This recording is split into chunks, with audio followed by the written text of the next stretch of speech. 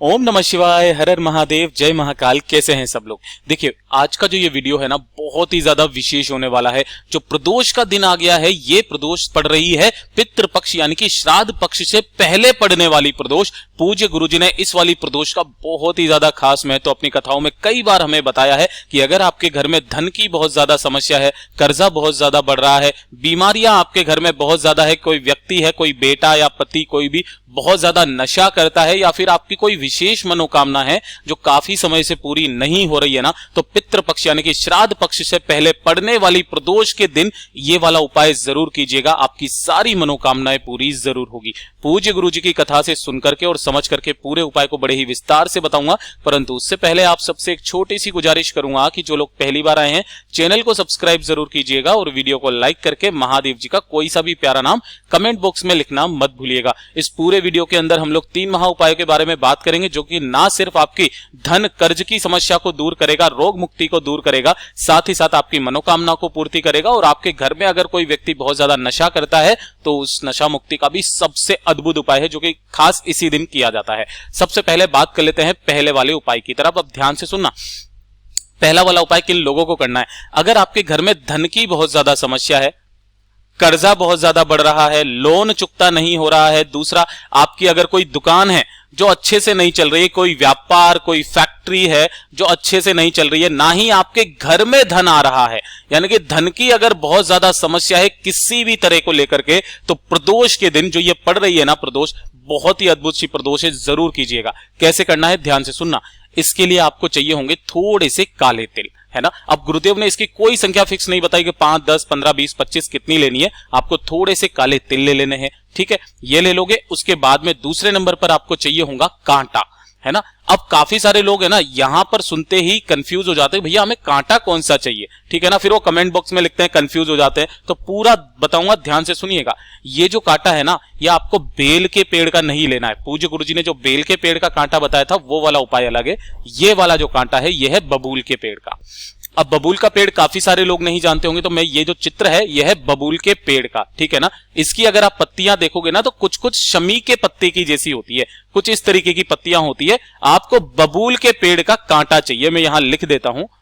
बबूल का जो पेड़ है उसका कांटा आपको चाहिए। कितना? मात्र 1 कांटा, इतना सा। ये जो मैंने गोले में बनाया है ना, इतना सा कांटा ले लेना। और आपको चाहिए होंगे शमी पत्र, लेकिन शमी पत्रों की संख्या याद रखना, आपको लेने हैं 5 शमी पत्र, जो कहीं से भी खंडित ना हो। ध्यान रखना, जब भी आप शमी पत्र को तोड़े तो ये एक पत्ती नहीं होती है, यहां से जब आप तोड़ोगे ये वाली एक पत्ती होती है। इस तरीके से आपको 5 शमी पत्र लेने होंगे। हो सके तो एक शमी का पौधा जो है आपके घर में लगा लीजिए। डेली प्रदोष काल में शाम के समय पर दीपक लगाना स्टार्ट कर दीजिए, गोल बत्ती का, गाय के घी का दीपक। परेशानियां तो यूं ही खत्म हो जाएंगी, परंतु ये जो धन संबंधी परेशानी है इसके लिए आपको 5 शमी के पत्ते। मैं एक बार फिर से वापस सामग्री बता रहा हूं। सबसे पहले आपको काले तिल चाहिए, 1 आपको बबूल का कांटा चाहिए और 5 शमी पत्र चाहिए, है ना। अब प्रदोष के दिन, प्रदोष काल में, प्रदोष के दिन, प्रदोष काल में आपको अपने दाहिने हाथ में इन तीनों चीजों को एक मुट्ठी बना करके इस तरीके से रख लेना है ना। जो 3 चीजें आपने लिए, 5 शमी पत्र, 1 बबूल का कांटा और थोड़े से काले तिल, अपने इस हाथ में रखना। अब अगर आप इस वाले उपाय को अपने दुकान के लिए कर रहे हैं, ठीक है ना, आपकी दुकान अच्छे से नहीं चल रही है, तो जो दुकान का मेन गेट है ना, उस मेन गेट पर जाना और किस दिशा में? घड़ी की सुई की दिशा में आपको इस तरीके से 21 बार उसारना है। कितनी बार? 21 बार। अगर आपकी दुकान नहीं है, कोई फैक्ट्री है या फिर आपका कोई घर है, ठीक है ना, तो उस घर के बाहर जाकर के मेन गेट से आपको इस तरीके से 21 बार घड़ी की सुई की दिशा में उसार लेना है। अब उसारने के पश्चात आपको घर से बाहर निकलना है, वापस घर के तरफ मुड़ करके नहीं देखना है, सीधे कहां पर चले जाना है? चौराहे पर, ठीक है ना। अब जब आप चौराहे पर जाएंगे तो उन सभी सामग्री को आपको चौराहे पर फेंक देनी है, ठीक है ना। किसी भी चौराहे पर आप चले जाइए, आपकी कॉलोनी में भी चौराहा होता है, चौराहे पर आप फेंक देना। अब काफी सारे लोग बोलेंगे भैया हम चौराहे पर फेंकेंगे और कोई लोग देख लेंगे तो वो पता नहीं क्या सोचेंगे, तब हम क्या करें? तो देखिए, गुरुदेव ने 3 जगह बताई। हो सके तो चौराहे पर फेंकना पहले नंबर पर। अगर चौराहे पर ना फेंक पाओ, कहीं पर भी बहता हुआ जल अगर मिल जाए आपको, तो बहते हुए जल में इन्हें प्रवाहित कर देना अपनी कामना बोल करके। और ये भी ना मिले ना, इनसे भी आपको कुछ भी आशंका हो, तो मात्र क्या करना? पीपल के पेड़ की जड़ों के पास जाकर के उन सभी सामग्री को रख करके वापस चले आ जाना। पूज्य गुरुजी ने कहा है कि ज्यादा से ज्यादा 2 हफ्ते यानी कि 15 दिन आपकी जो धन की स्थिति है ना वो सुधरने लगेगी, आपकी धन की सारी समस्याएं धीरे धीरे करके खत्म होने लगेगी। और आप अगर इसी वाले उपाय को हर प्रदोष के दिन लगातार करते रहते हैं ना, जीवन में कभी भी आपके धन की समस्या नहीं आ सकती। पूज्य गुरु जी का ये वाला उपाय बहुत ही ज्यादा खास और अद्भुत है, जरूर कीजिएगा। अब बात कर लेते हैं दूसरे वाले उपाय की तरफ। अगर आपकी कोई मनोकामना है, कोई विशेष मनोकामना, कोई हृदय की बात, विशेष मनोकामना का मतलब आप समझ सकते हो, मैं यहां पर ज्यादा टाइम वेस्ट नहीं करूंगा।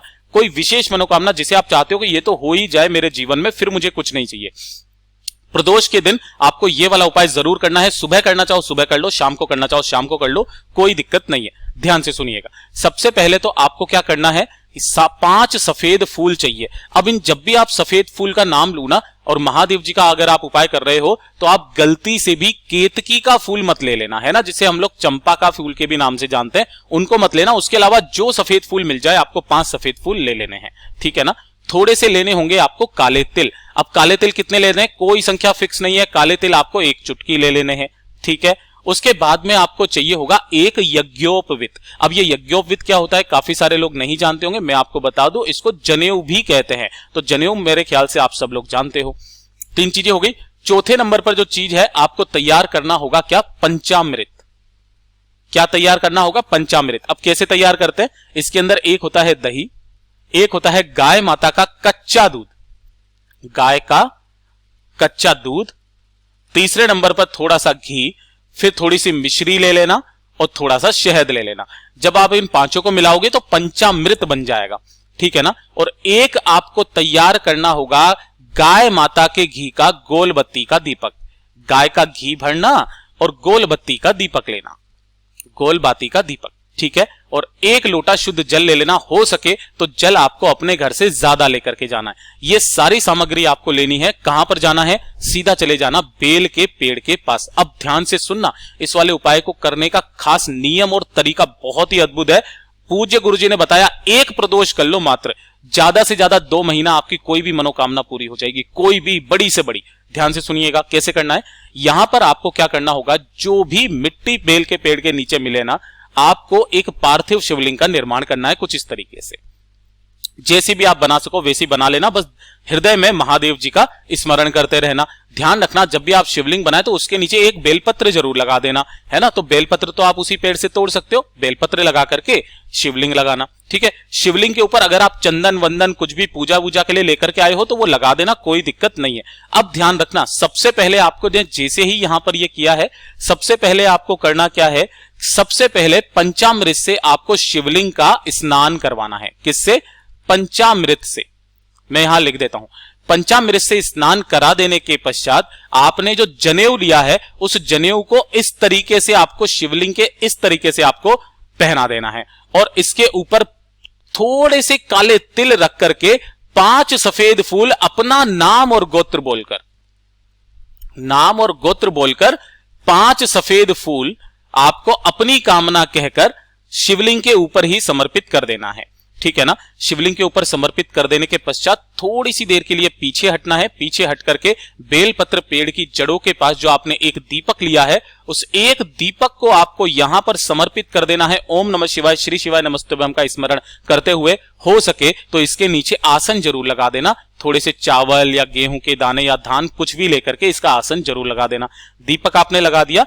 दीपक लगा देने के पश्चात जो सबसे मेन काम आपको करना है, आपको इस वाले पेड़ की आधी परिक्रमा करनी है। अब पेड़ की परिक्रमा जब आप करेंगे तो यहां पर जो आपने शिवलिंग बनाया है ना, उस शिवलिंग के साथ में आपको आधी परिक्रमा करनी है ना, आधी परिक्रमा करनी है। और आधी परिक्रमा करने के पश्चात जो आपने जल लिया है, उसी जल से इस पार्थिव शिवलिंग का विसर्जन वहां का वहीं उसी मिट्टी में आपको कर देना है।